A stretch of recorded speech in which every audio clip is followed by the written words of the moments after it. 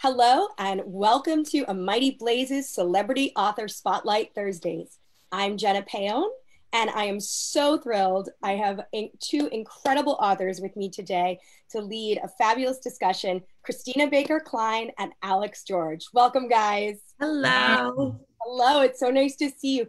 I'm sorry to our viewers, we had a little bit of a technical difficulty, which we blame on Facebook. So I do apologize. We're getting going a few minutes late, but we are still going to give you the fabulous, fabulous interview that you've been waiting for. And so without further ado, I'm going to introduce these amazing authors, and then I'm going to let them take over for me.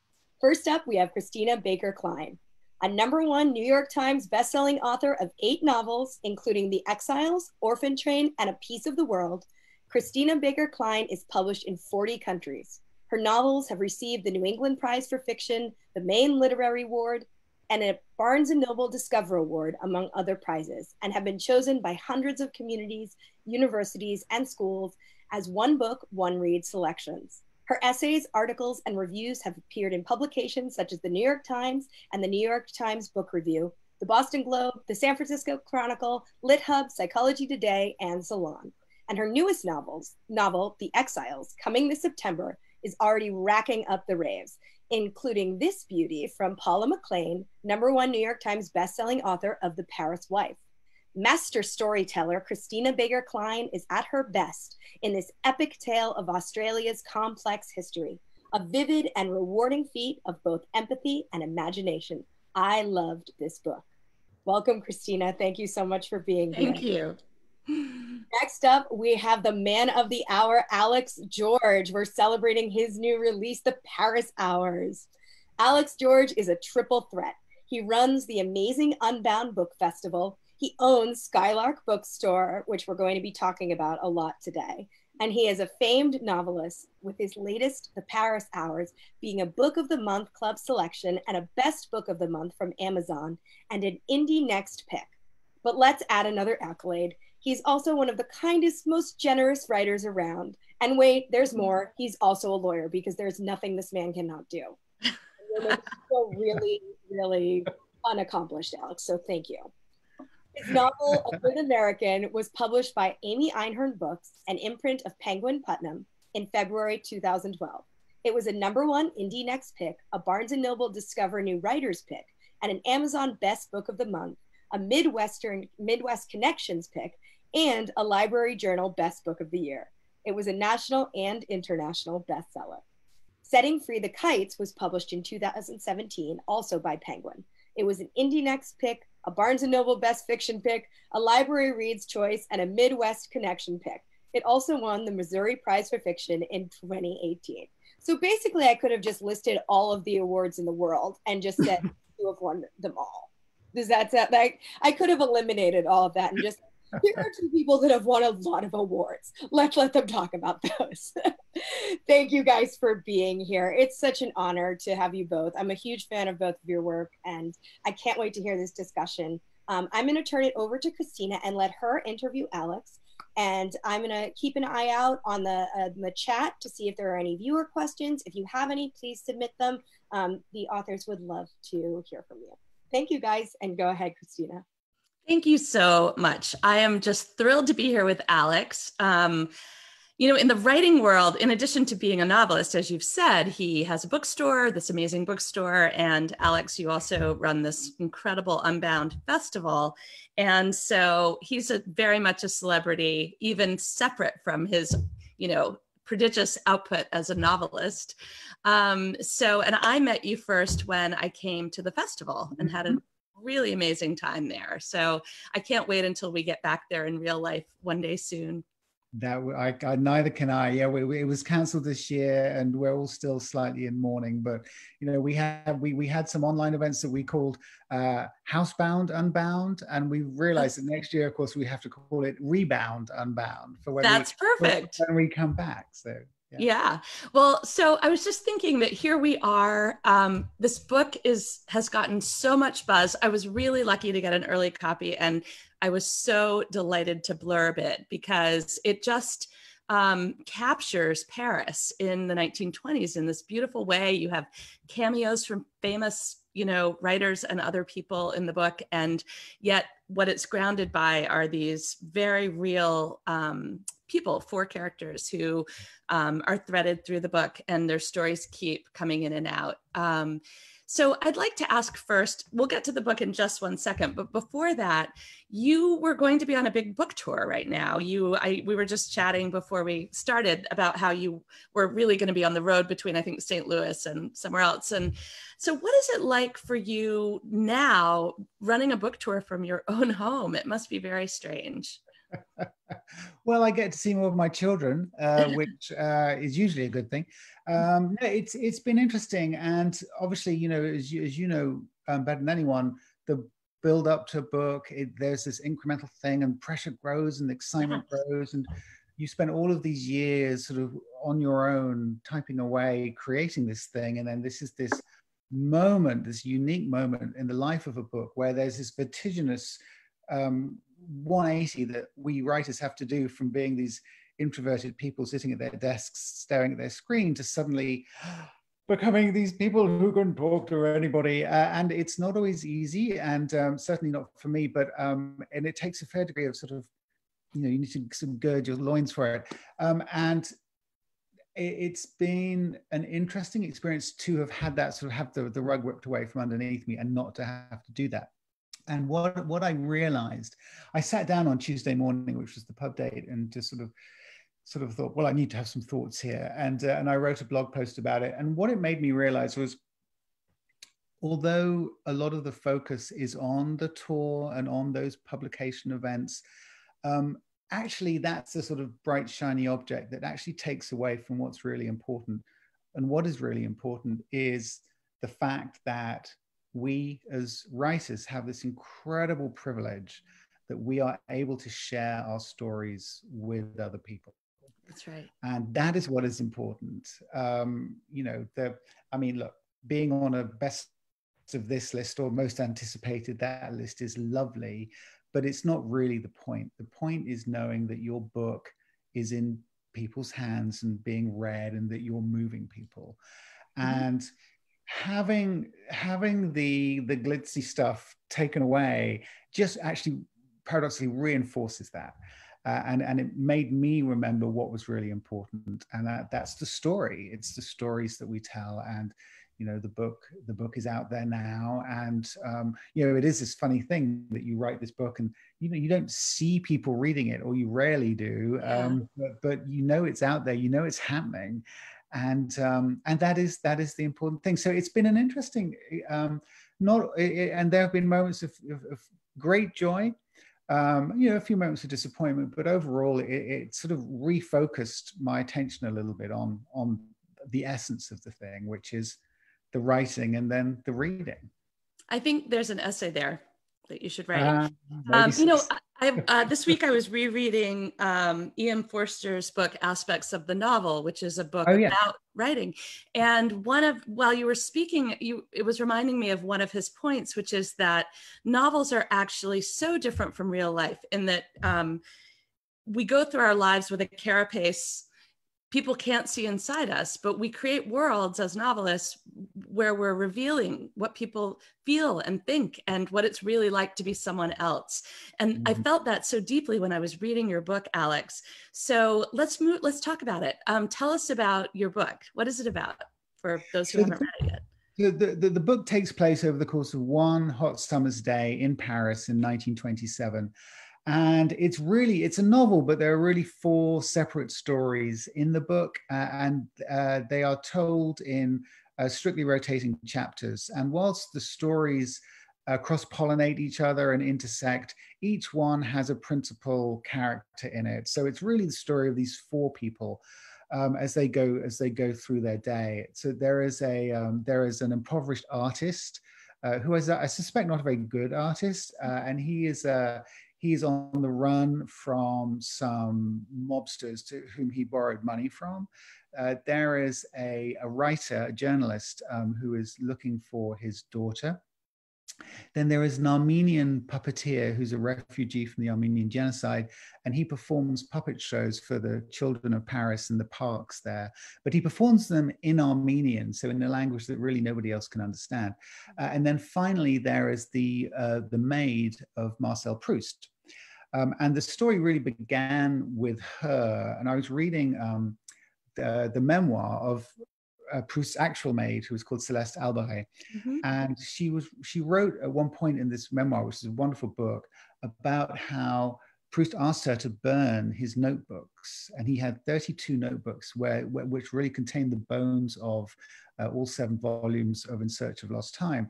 And she did what she was told, and she burnt them. And as I read it, I got sort of hot flush and think, oh, what's a terrible, this idea that all of you just wonder what on earth was in those notebooks.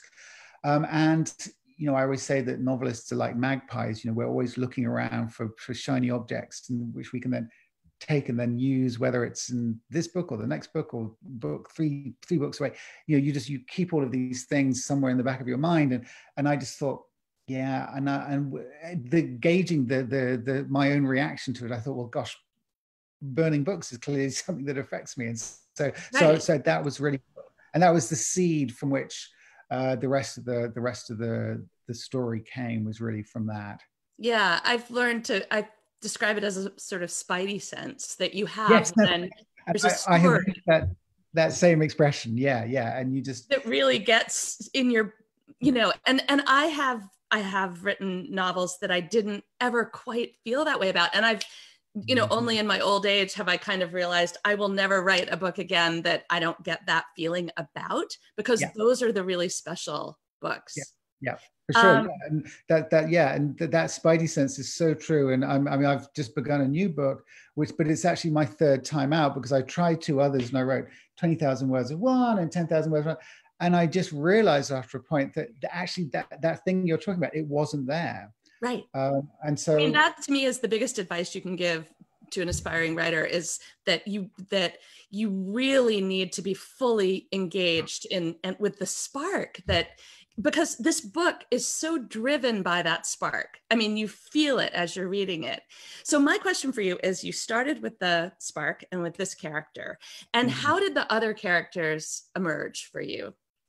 Yeah, I'm not actually quite sure. I mean, I began the book actually thinking that, the spark came from somewhere else. And the reason that I was reading the memoir of Marcel Proust's maid was because I thought that I was doing research on a different book that was also set in Paris in the 1920s, but was actually about Serge Diaghilev, the Russian impresario, and the coterie of geniuses who he surrounds himself with.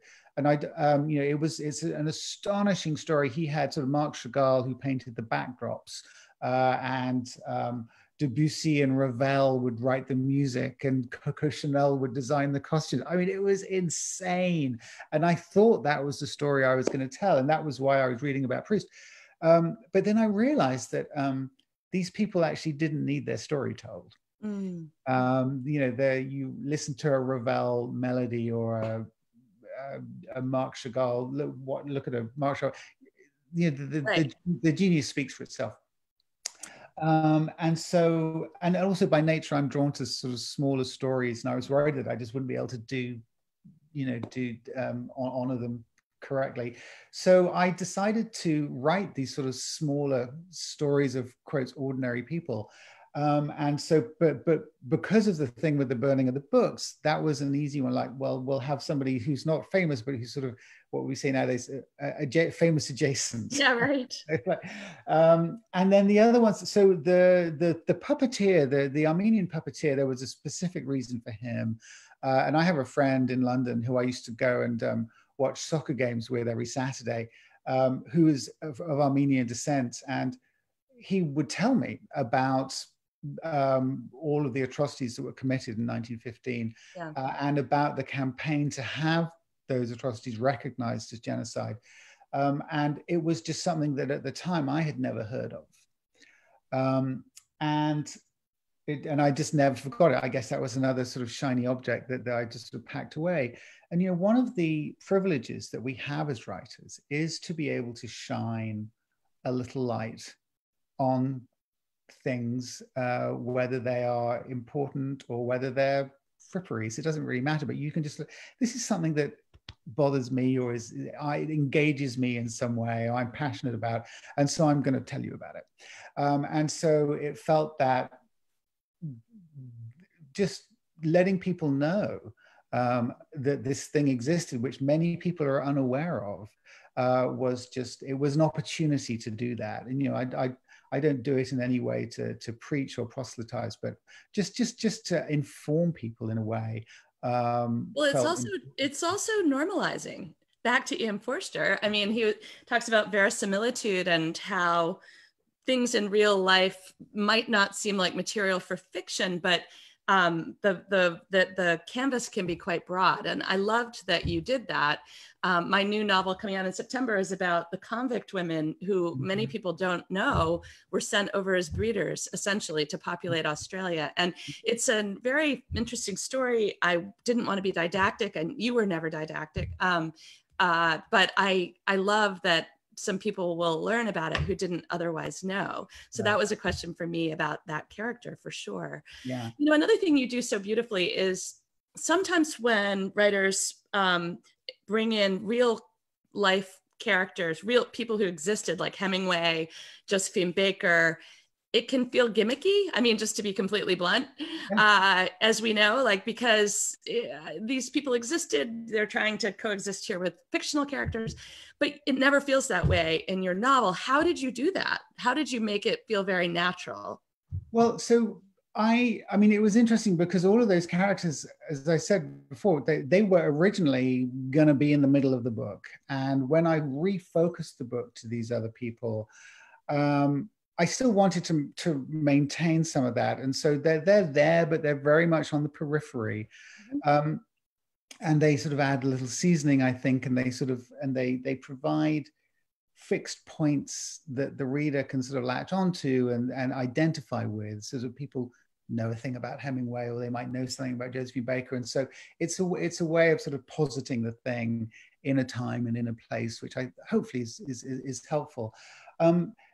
I don't know. I mean, I had a lot of fun writing those characters. But I think it was easy for me because they were very much on the outside. You know, I did an event on Thursday with Whitney Scherer and Meg Waite Clayton, and both of their novels, both of which are wonderful. They have a real life person sort of front and center, a little bit like, you know, Paula wrote that wonderful tribute to your work, and like The Paris Wife, you know, with you know, and so Hadley Hemingway was right in the middle of that. I know I couldn't do that. I'm not smart enough to be able to take those all of those facts and to turn that into fiction in the way that all of those writers have done. So I sort of, having it one sort of step removed and on the outside of the book, and just like they do these little cameo performances, was sort of what I sort of felt comfortable with. And the way that I did it was to read as much as I could about all of them. And then, but when I actually wrote it, I sort of put all of that to one side, and I was sort of hoping that I had sort of, by osmosis, all of the information that I needed was sort of in here, and then it just sort of came out. And so, you know, I wasn't, when I was writing scenes with Gertrude Stein, going back and checking whether I got this or that detail right. It was more just like, it was, what I wanted to do was to honor their spirit. Right. And that was more important to me than making sure that I got every teeny tiny detail right. There was one point where quite late on, I discovered actually in the bookshop, a book of Marcel Proust's letters. And there was actually a map in the back of the book of his apartment on the Boulevard Haussmann. And so I did have a look at that quite closely and sort of just checked that everything sort of worked the way that I had sort of just assumed that it did. Yes. Now I was saying at that other talk that, you know, when I do research, I very much adopt a defensive mode to it, in that I don't want to get anything wrong. but that's really all I care about. The stories that I want to tell and the stories I'm concerned with are more and the truths that I'm more concerned with are not so much the factual ones, but the emotional ones. Right, for sure. And so that for me is of more interest. But you also don't want to sort of have people Get it sort wrong. of, yeah. So yeah, it's a balance. That was actually what I was going to ask you next, was about your research process. Do you, in your novel, Paris in the 1920s is a character. It feels like a character. You've got, it feels very real. I think you lived in Paris at one point. I did. I actually went to school there when I was 13, and then I lived there for a year working as an attorney, to 10 years after that. So, I know it quite well, although Lord knows it's changed a lot in the last 25 years. But I went back last summer with my children, but I do feel that I know it, and I do think that living in a place gives you an entirely different sense of a place than if you just go and visit. Right. And Parisians, and the way that Parisians live their lives is, and I'm obviously just a statement of the obvious, but it's a very different life to people who come in and stay for a week. And what I wanted to do, and again, when you write about, one of the challenges of writing about Paris is that everybody thinks that they know what Paris is like. And you want to affirm that to the reader in some way, but you also want to show them something new. But again, it's a balance that needs to be struck, because you don't want to show them a side of the place that's so alien to them that they actually sort of go, well, I don't even know where we are anymore, because this doesn't look like the Paris that I know. So it's a really interesting balance to strike between all of those things. So for example, the Eiffel Tower, I think, makes 2 appearances in the book, always from a distance, and always with a slightly sort of a sort of wry, it was always looked at with a sort of wry detachment by the Parisians, because they look at it and go, well, that's really got nothing to do with me. Right, for sure. Tourists. Yeah. So it's hitting that balance and getting the perspective right. It's a challenge, but it was fun. I enjoyed it. Yeah, I bet you did. So your book moves forward over one day in 1927 in Paris, but it goes back into your characters' lives, and so you have these flashbacks. How did you write the book? Did you write those present day stories first? Did you write one character at a time? Talk about your process a little bit. Yeah, I wrote one character at a time, but I didn't go all the way through. I would write sort of 5 or 6 chapters, because there's short chapters as well. So I'd write 5 or 6 chapters in one character, one voice, and then do the next one. And so I do them in chunks, and then I would go back to the beginning and start on the next one again. And I would sort of, literally shuffle the chapters together. I realized quite early on that it was important for the reader's sake, to have a strict sort of formal arrangement, so that it was always 1 2 3 4 1 2 3 4 1 2 3 4 like that. Otherwise, it was going to get too complicated and difficult to follow. So once I realized that sort of, in a funny sort of way, although it's sort of the structure was sort of, I imposed it on myself, it was liberating too, because I was like, well, this is what I've got, so I don't need to worry about that side of things. Did you impose that structure early on? Or yes, very, very early on. And it just meant that, so to answer your question, yes, I would write fairly long chunks and do it like that. But it was complicated, and also setting it over the course of one day.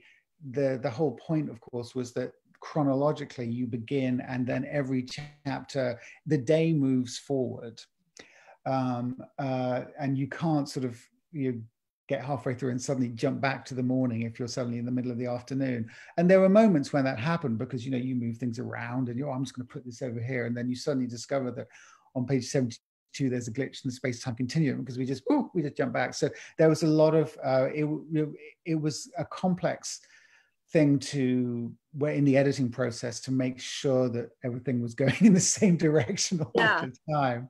Yeah, I can see that. Well, there are a few famous books that take place in a day, and one I'm thinking of right now is Mrs. Dalloway, yes, Virginia Woolf. And I wondered if there were books that influenced you as you were working. Not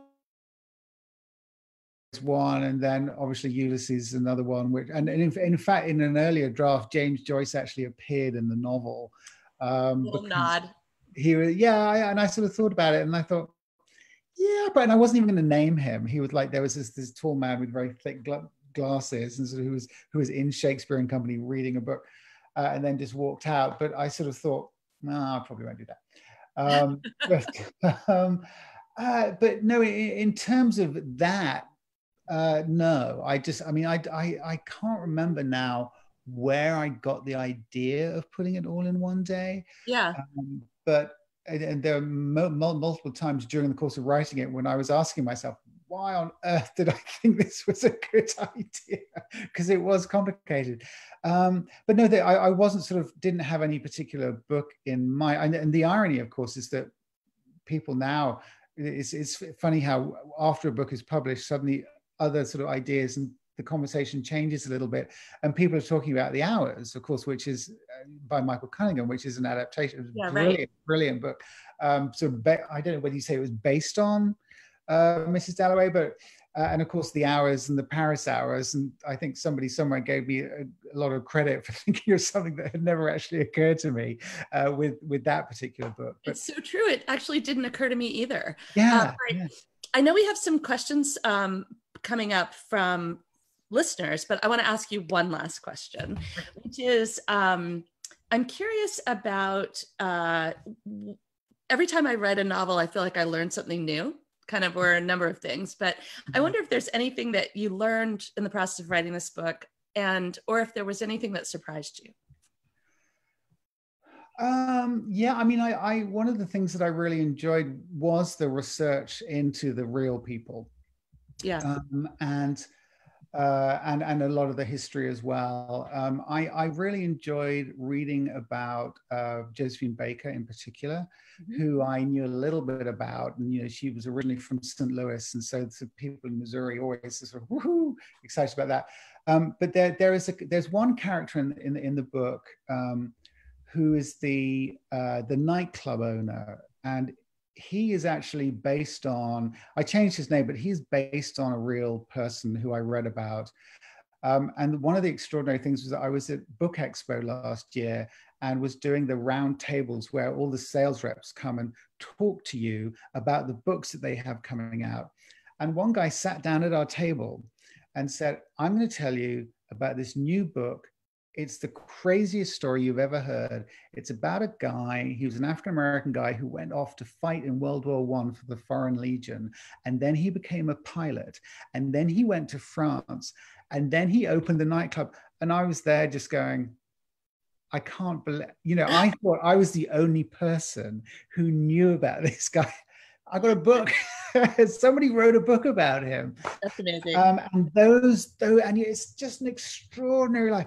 And those kinds of gems are just a wonderful. Yeah. Wonderful. And I love making those kinds of discoveries. So. That is so exciting. Well, I've had a great time. I'm going to hang out and let you take a few questions. Yes, and I actually have some questions for both of you, if you would be so kind. The first thing I'm going to ask you both about is some covers. We've had a lot of comments about how beautiful the cover art is for the Paris Hours. And Alex, we'd love to hear you talk about that. And I see on Christina's beautiful bookshelf both of your books, and they really complement each other right now. So I would love to also hear from Christina about your favorite book cover and why. So let's go with Alex first. What was the cover art process like, and did you have any input in it? I did, and this is the first book that I've published with Flatiron as an imprint of Macmillan, and before I was with Penguin. And Flatiron, it's always interesting when you're published by a new publisher because everyone has different systems and different processes.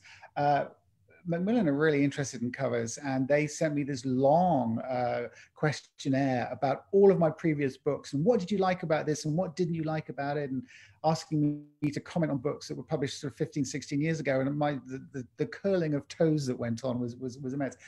But I talked about it all. And they were saying, do you have any thoughts about what you'd like to see? And really everything boiled down to, I don't really mind what you do, but please, please, please don't put the Eiffel Tower on the cover of my book. And that was really what it boiled down to. And there were, and they didn't, as you can see, and it is lovely.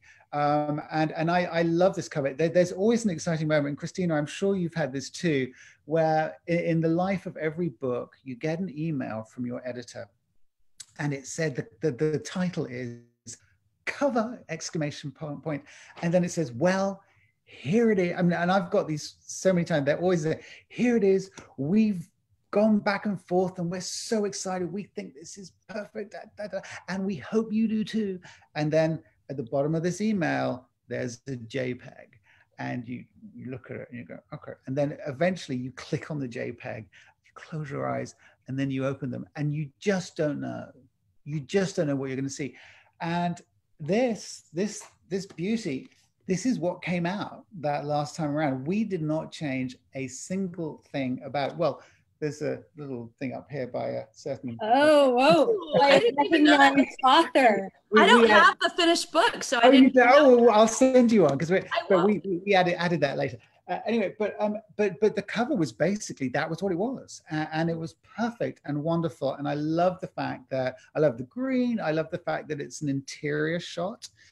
Because the book to me feels like an interior book. And it would have been so easy to put the Eiffel Tower on the cover, or just like a scene with a coffee cup and a cafe and and you know, and I did say, well, I mean, the word Paris is in the title, so it's kind of doing the work for you. So we can afford to do something a little bit different. It's also a beautiful color. It's a really unusual, beautiful color. Yeah, it feels very rich, and it belies the literary half of the book, as opposed to, you know, making it twee, or, you know, like kind of leaning into the Frenchness. You know, that just looks very sophisticated in French to me. I mean, everything beautiful peach.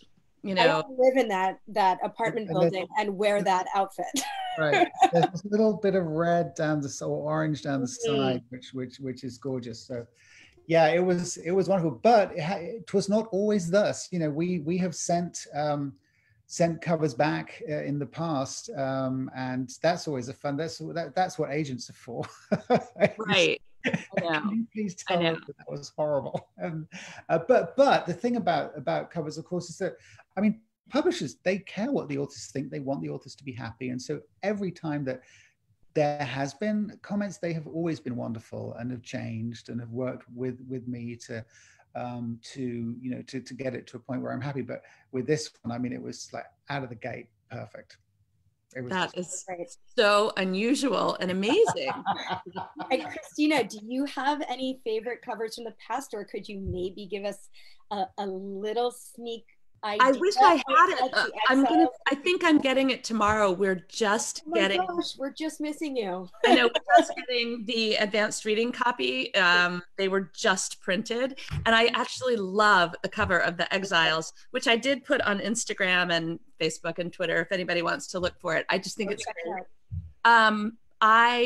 My last cover was such a disappointing story. I actually have it. Wait, let me see if I can get it for you guys. I'm going to stand on a stool here. Okay. Oh my gosh, I love it. I know, isn't this crazy? But so my last book was about Andrew Wyeth and Christina Olsen, and HarperCollins, my publisher, Morrow, did this beautiful cover with the artwork from the painting, the actual painting that Andrew Wyeth did, and then his foundation would never give permission for his art to be anywhere except on an academic book. So we argued, and they didn't. And so it was never quite right for me after that. But I really love my new cover, so that's great. I remember when you came to Columbia for Unbound, and the presentation that you gave, Christina, and it's this wonderful way that image has been used and abused. I know. I have all these parodies of. So good. It's so good. I love that slideshow. I do, because it's super funny, actually. Yeah. And Alex, I have to ask you, because I would be remiss if I didn't bring up Skylark again. I do want to talk to you about being an independent bookstore owner and what that is like right now. I don't know if for those of you who are following the chat, I hear you hand deliver books with the company of your darling dog. Is this true? Can you tell me a little bit about that? Yeah, that is true. We I mean, we don't do quite so much now, but when the pandemic first hit, and when the our city council had really quite strict, and I applaud them for it, it was the right thing to do, restrictions, we were not even allowed to do curbside pickup. All we could do for 5 or 6 weeks was either mail or hand deliver. And so, you do what you got to do. So we got into our cars and we drove around Columbia. I saw all sorts of bits of the city I'd never seen before. And yeah, it's been an extraordinary time. It's been wonderfully rewarding in some ways, because the support that we have received from, not just from our community, but actually from across the country. I mean, people are writing to us from all over the place going, hey, can you send us this book? We really want to support you. We really think it's important what you do. So that's been wonderful. And as of last week, we can now do curbside pickup again, which is great. I mean, it's not the same. The doors of the shop are still closed, and we miss our customers like crazy. But we don't really have an online presence. And we did that on purpose when we opened. The whole point of the bookstore is that you've got to go in, or at least pick up the phone and talk to us, or even send us an email. But there's got to be a conversation. That's why we're there, and we want to be able to make recommendations. So people have been sending us photos of their bookshelves and going, so these are the kinds of things I like. What do you think? Any suggestions? And so again, it's not quite the same as having them come into the shop, but it's the next best thing. So it's retaining that community, right? Which is something that we're surprisingly able to do. And I do want to admit, I do want to put this out there, because just to let you all know, you can email and call and check out Skylark Books, and you can order Alex's book from him, which is so meta. You can order Christina's books from him, which is also so meta. Or if you have your own favorite indie bookstore, please support indies right now. We want to have bookstores open. When we are able to go back into them, we want to be able to walk in the door, and it's all about building community. It's all about that, which is amazing that you're able to, I might never have, well, I'm sure I would have gotten there eventually, but it's great that I can order things from a bookstore that's not in the same, city or town as me right now, and feel that connection and support somebody. And booksellers are incredibly innovative people, and they, any hurdle that you put up in front of them, they will find a way of getting over it. And it's a wonderful community across the country, and it's such a privilege to have become, having to have become one after having sort of seen it from the other side as a writer. And it makes me so happy. I just adore going into the shop every day. It's a wonderful place just to exist. My team are unbelievable, and we really feel that we're doing important, good work. You are, yeah. You both are. I mean, authors in general, the thing about books right now is they're helping us get through these times. These are historic times. I think it's very fitting that you're both authors who focus on poignant historical moments. We are living through one right now, and it helps me to escape to a poignant historical moment of the past, and I'm sure it will help our viewers too. I highly encourage you all out there, please follow Christina Baker Kline and Alex George on Instagram, on Twitter, on their websites. Please go buy their books, read their books, let us know what you think of them. I can't think of a better way to end this interview and wrap it up than what Alex said about bookstores being a beautiful place to exist, and books being a beautiful place to exist. Thank you both so much. Thank you to everyone who tuned in. And yeah, keep writing, guys. I can't wait for The Exiles out in September, and I cannot wait to read Alex's book. I just ordered it, and I'm so looking forward to it. Yay, that's great. Thank you so much. This was so much fun. Thank you very much from Mighty Blaze. We really appreciate you guys checking us out. We're going to sign off now, and we'll see you next Thursday for Celebrity Author Spotlight.